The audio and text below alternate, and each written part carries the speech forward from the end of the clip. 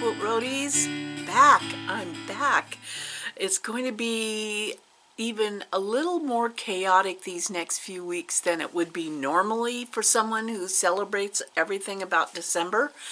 But starting tomorrow, there's a lot of demolition going on around here, and that means I might get a lot done because I'm hiding out in the Beehive. An awesome place to hide out. An awesome place to hide out. I spent the last week decorating, and normally my dad was he just loved Christmas, and he passed that joy on to me. And so I have enough decorations to decorate every nook and cranny of this entire house, but I did not, because there's demolition going to be occurring. So I did do quite a bit of decorating, but not to the extent I would normally. I was going to pressure myself into getting this holiday quilt done that's been hanging on the quilt rack over there, that it just needs facing put on it and tacked down to hang over the banister. But I thought, there's going to be construction guys walking back and forth and carrying debris out. We have quite, it looks like, well, we're remodeling the primary bedroom's bathroom. And it's not only for aesthetic reasons, but there seems to be a slow leak somewhere and the floor needs looking at, and you know, it's like one of those nightmare scenarios. So I'm not looking forward to all of that, but in the end it'll be beautiful. I know. I've chosen all of the colors and the tile and the vanity and all of that, so that was exciting. So this last week and a half, since before Thanksgiving, I have been working on a lot of little things, getting them done. It does get busy this time of year, doesn't it? And I think part of,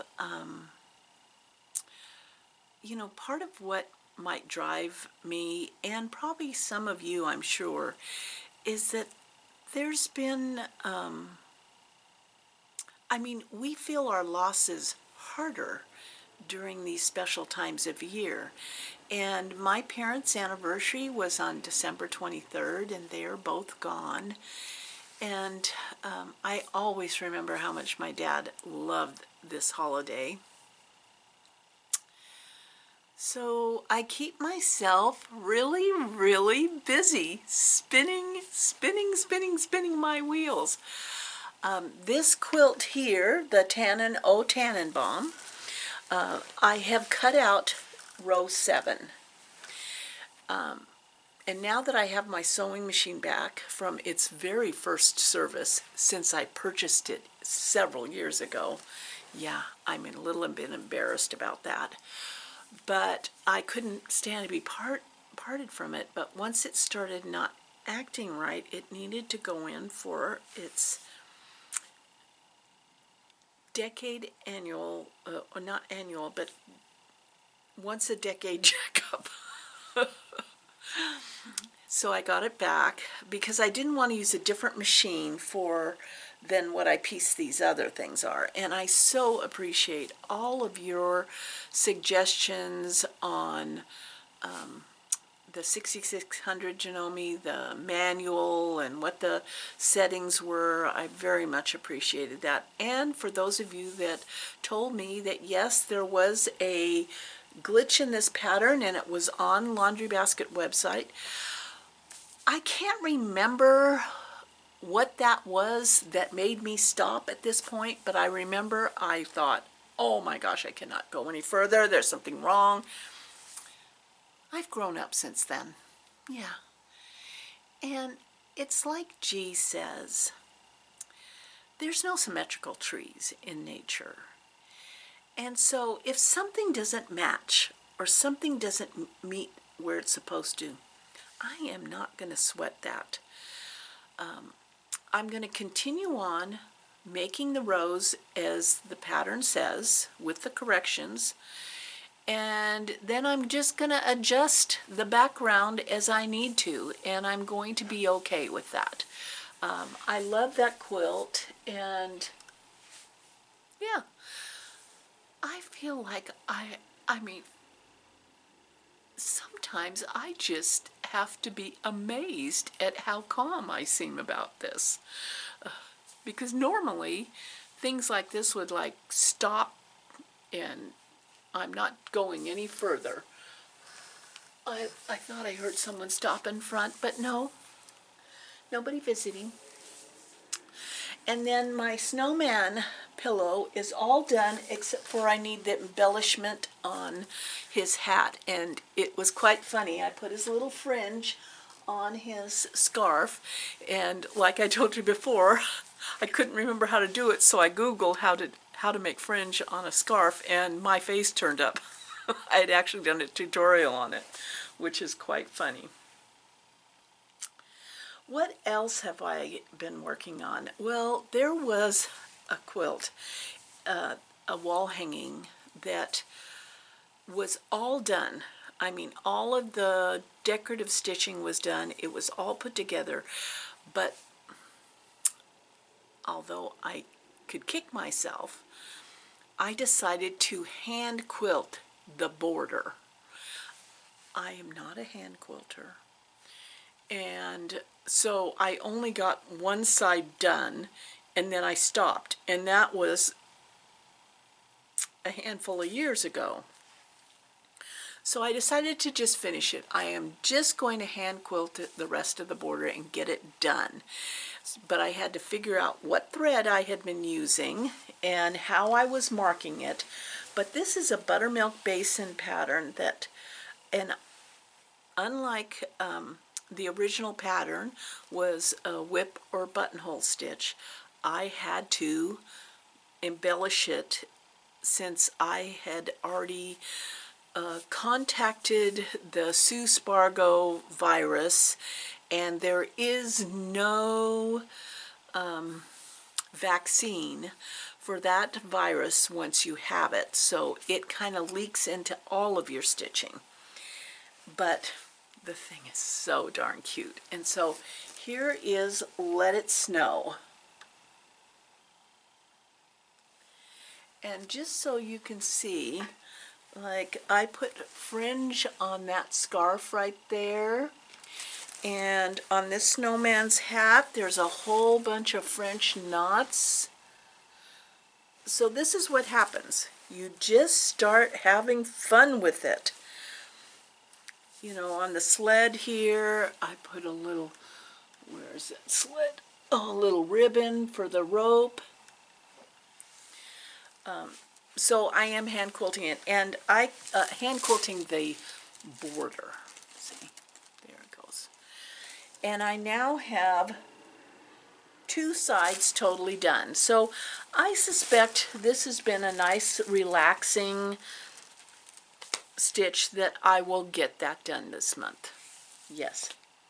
And then it won't be hanging on that wall because the binding will be on it. I'll tack the binding down and it'll be done.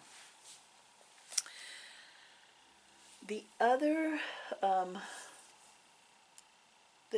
couple things I wanted to share with you were that the fabric came in from the Fat Quarter Shop that I had ordered to finish my little wall hanging. Some of you were also making quilts out of that book, and so the fabric came in, so I put the border on. So now I am left with having to just layer and quilt it.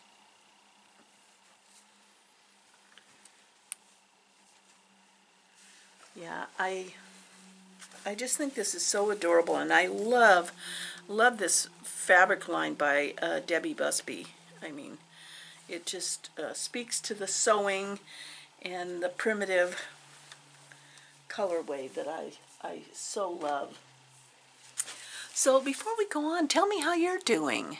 How are you doing this time of year? On the other side of the world, it's getting warm. On this side of the world, we're wet and cold.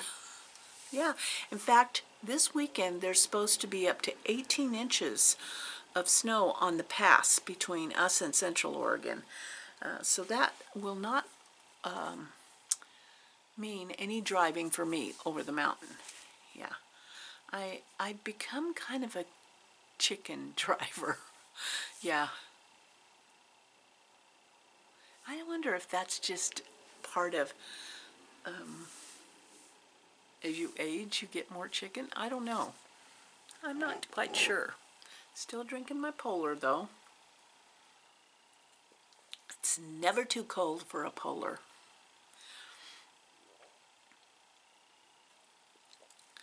I finished Mad Honey. I know, it was a difficult book to only read in short segments because and finally I got to the point where I just couldn't stop and I powered through the end. It was an enlightening book. It was an engaging book. I love a good mystery too, and I learned so much. I was I'm one of those readers that's constantly, in this day and age, Googling, is that true? Really? Wow. And so just reading with this nice even flow is not the way I read. But that was a very satisfying book, and it was my hard copy book. So I read one hard copy and an audiobook so that I can cover different circumstances that I'm in. And I have found that I'm not, for whatever reason, I don't like the feel of paperback books. I used to read paperback books, but now I'm not that in love with them. So I like a good hardback book, and then I like to have an audiobook. So the audiobook that I am currently engaged in, and I've read this author before, and it is really, it's a great audiobook to listen to because she's an Australian author, and so the reader has an Australian accent, which just makes it come much more alive. Sally Hepworth, and she's written several books, and I know I'm going to read more of her books because I just love a good mystery, and at the same time, I love how human nature is and why people do the things they do. I'm intrigued by human beings. And so this one is called The Mother-in-Law. And it's a great listen. It is truly a great listen. I will share with you next time the hardcover book that I'm reading. I've already ordered it, but I'll wait till it comes so I can show it to you. I think it's going to be a good one, so stay tuned for that.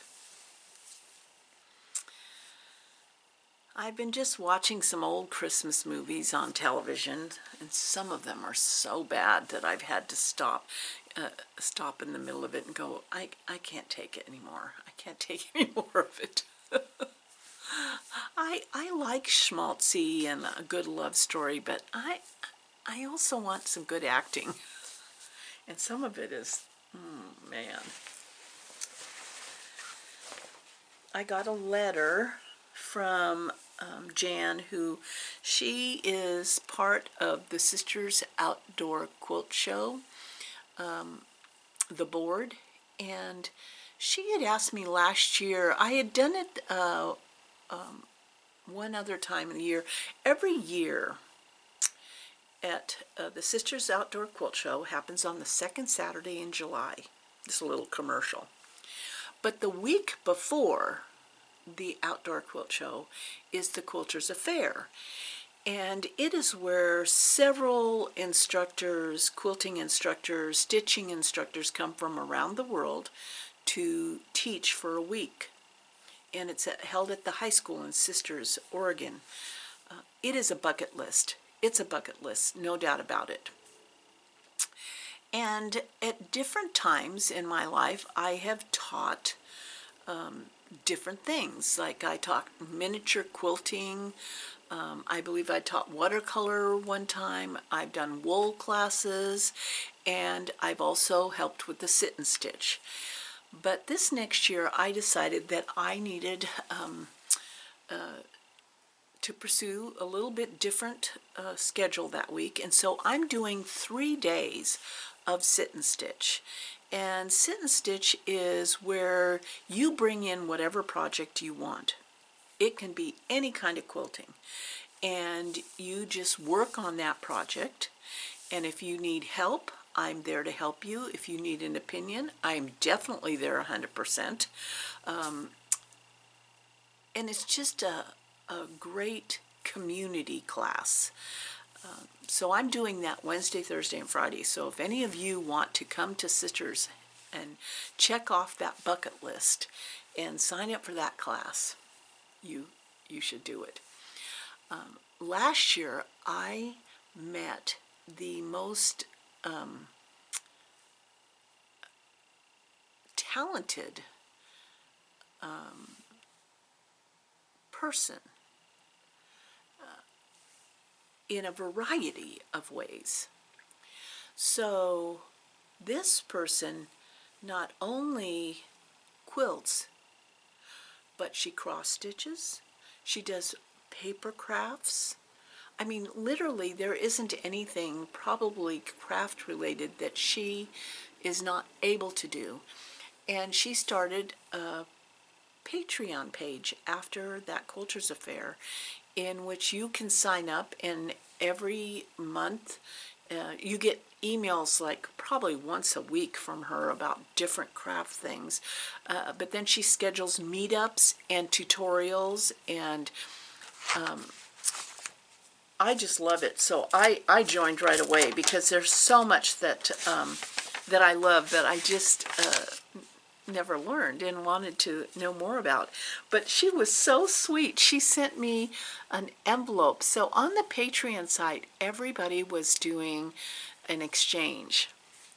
And my life a little bit chaotic right now, and I didn't want to sign up for any exchange because I didn't want one more thing. You know how you get sometimes not one more thing can be added to your list. And after the fact, I thought, oh, I should have just signed up for the ephemera. I wasn't even sure what ephemera was. It sounds like kind of like a woman's deodorant or something, or a pad, ephemera. I don't, isn't that awful? So, oh my gosh, it is pouring. It suddenly is pouring out there. It almost looks like sleet. Huh. Might be getting a little snow here. So what I've learned is ephemera is like all these papers and stickers and things that you can use for scrapbooking. And so she sent me a pack, and it came in this lovely, lovely envelope with a little note back here. I mean, isn't this adorable? And then inside is all this different craft papers and stickers. And so her Van Accessible, Linda from Van Accessible, I'll put that link down below. But yeah, did you know what ephemera was? I did not think papercraft the first time I heard that word, let me tell you. Oh, but see, I went off on a tangent. So why did I talk about the Quilters Affair? Well, Jan, who's on the board, sent me a letter that they usually ask all of the teachers to make a postcard which gets framed and is put up for auction. And I've done that every year. So my postcard I've made it and it's been framed and sold every year. And it's kind of nice to know that something you made is out there being treasured by somebody else. One year, though, there is a book, a giant book, where you have wall hangings, page by page. You have wall hangings that are about 30 some inches by 20 some inches, and there's a story behind them. And one year I did make a wool stitched wall hanging. And so I told her I would do it again for the 2023 Quilters Affair. And so because I knew exactly which piece that I had worked on that I would use for that. And the background of this was stitched by another gal and sisters, and she had no use for it, and I could see the vision of it. And I don't stitch batiks. I'm not a batik person. I love how they look, but I don't like how they feel, and so they aren't part of my stash. But I loved this scrap piece that she had sewn together because it reminded me of the ocean, and I have ocean water running through my veins. So she said, I don't know what I'm going to do with it. You could have it. So I trimmed it up to use for this wall hanging, and I stitched sashiko on it, and I put a cyanotype panel on it that I stitched, and now I'm going to layer and quilt it. Cyanotyping I learned how to do with Sylvia Pippin, and she has a shop she has an online shop now up in Washington, and I took a class with her with several of my fabric stalker quilt group on sashiko, and we also did cyanotyping, which is a specially treated fabric that you lay different designs cut out of cardboard over the top, and you lay it out in the sun, and my oh my, that is quite, yeah. You lay it out in the sun, and it bleaches out that which, is covered. So here it is. That's the cyanotype panel right there. And then there's the sashiko that I stitched. And I put a sashiko stitch around the edge of the cyanotyping. And I just love this wall hanging. And so I'm going to quilt it, layer it up and quilt it this spring to be auctioned off at the Sisters Outdoor Quilt Show, the Quilters Affair. I hope I see some of you there. It's going to be amazing. It's going to be amazing. When I had, I have to show you this. I'm kind of, you see, I'm bouncing all around. That's okay. When I taught, I wouldn't really call it teaching. It's when I moderated, I guess, when I moderated the sit and stitch on Zoom, the first year of the pandemic. I had people from all over the place on Zoom. My Zoom class was set up upstairs at the Stitching Post Quilt Shop. One of the gals was showing some of the crafts that she does, and she made crocheted popcorn to string for her tree. I fell in love with it. And luckily for me, I did not have to learn how to do it because she sent me a box of it. And so I strung it together with beads. I put 2 beads between each popcorn. Look at this. This is going on my tree. As soon as this video is done, this is going on my tree. Isn't that the coolest? It's so cute. Who would have thought crocheted popcorn? And we know how I love popcorn.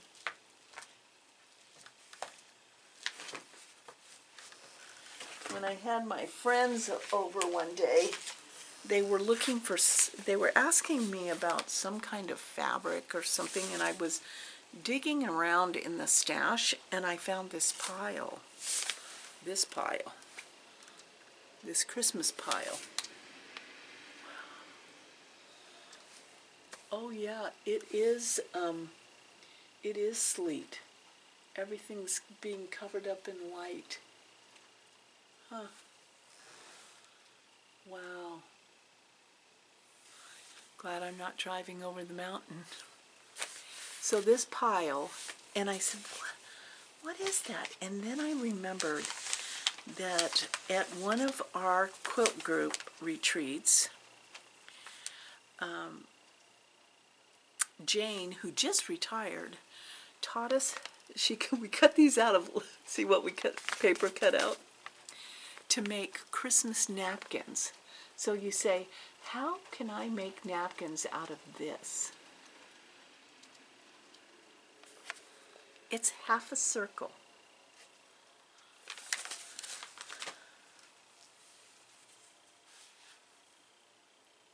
Look at that. Is that not the most adorable thing?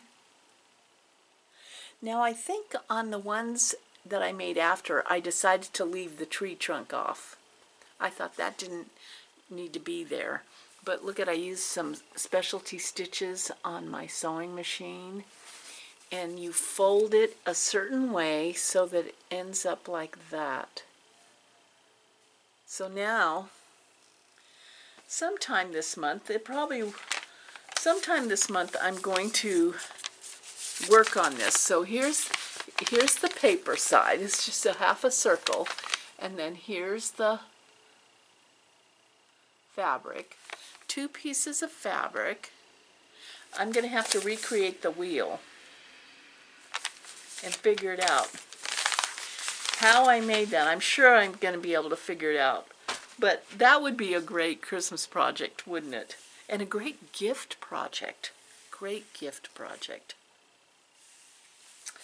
I also ordered, you talk about Happy Mail. You know who this, Under the Woolen Willow.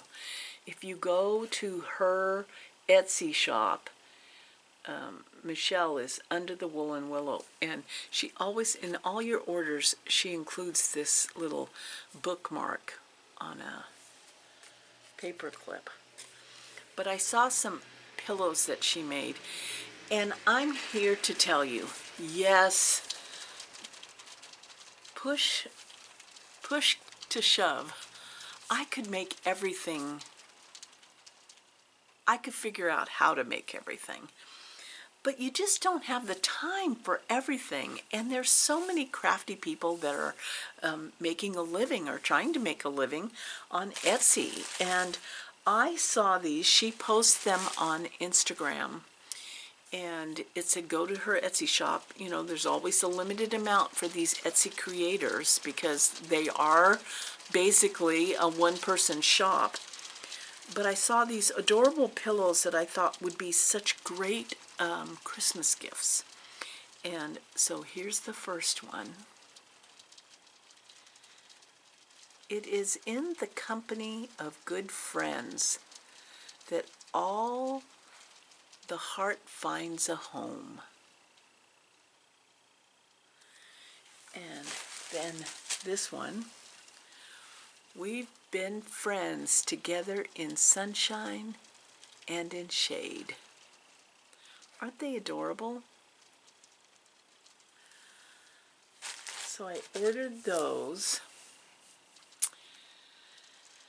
And other than that, I do know that I have, I got this really wonderful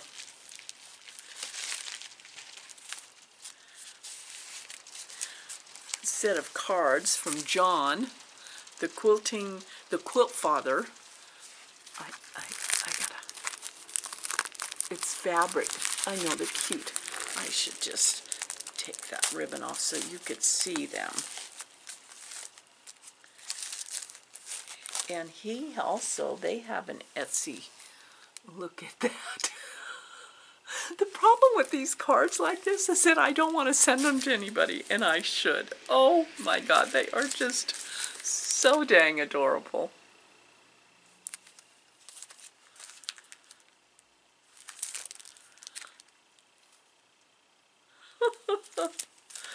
Oh, I just love them. So that was great, great happy mail. Great happy mail.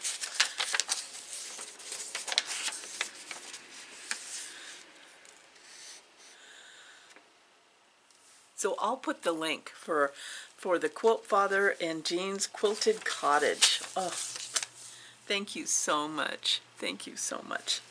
And that brings me to this pile.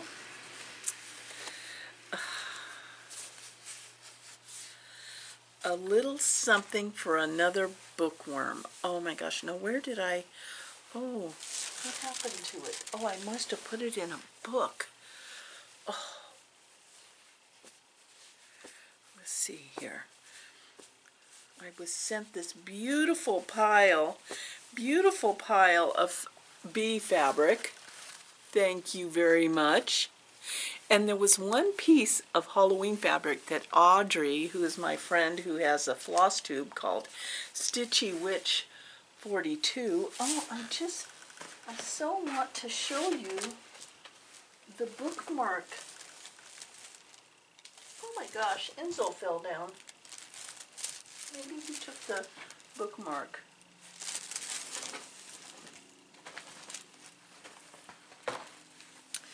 Well, anyway, I've got it here someplace. I know I have it here someplace. Where could it be? It's a hexie bookmark. I mean, it's a genius idea. And, but the hexies are lined up, and it's a bookmark. I know it's probably in a book. I meant to bring it out here to show you, and I've forgotten now. Let's see.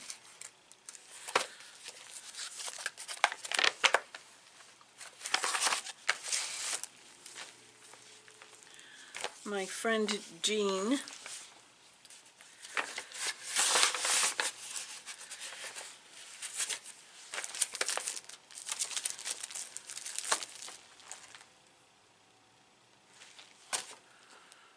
I'm just kind of looking at everything here because I have everything jumbled.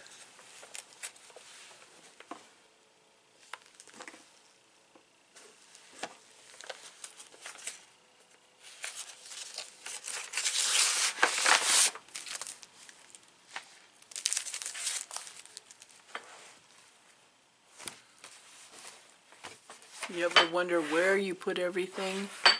Yeah, that's me. Half the time I am constantly looking for something.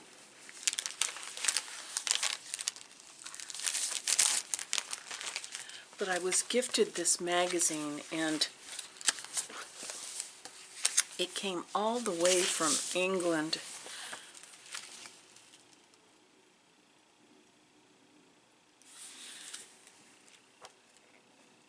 And the thing that struck me the most out of this whole publication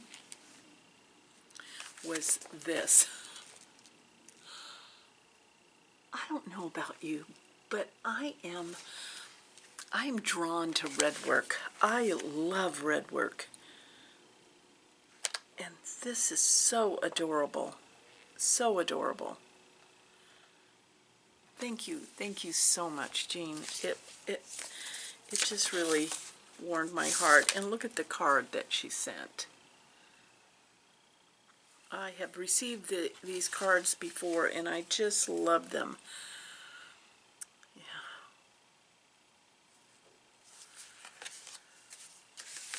It makes me feel like the world is a little more connected. There's a lot more love than we always hear on the news, isn't there? Well, there was a lot to catch up. You know, I am going to have a very busy December. I'm going to hopefully keep catching up with you along the way. Stay tuned to the end because the winner of the Yazzii bag will be printed in a flyer at the end. And Yasmita will send it directly to you. I am very excited to be able to see her at Road to California because she will be there, and it's been a long time since we've seen each other in person. So that is going to be a highlight of the show. And, oh, look at it, already stopped. It was like a flash in the pan. Just left a bunch of hail on the ground, and now it's sunny. Yeah, now it's sunny. Okay, well, thank you so much. Thank you so much for hanging in till the end. And I hope this beginning of December is a peaceful one for you. And know that you all are important to me, and I love you guys. So you take care. Stay healthy.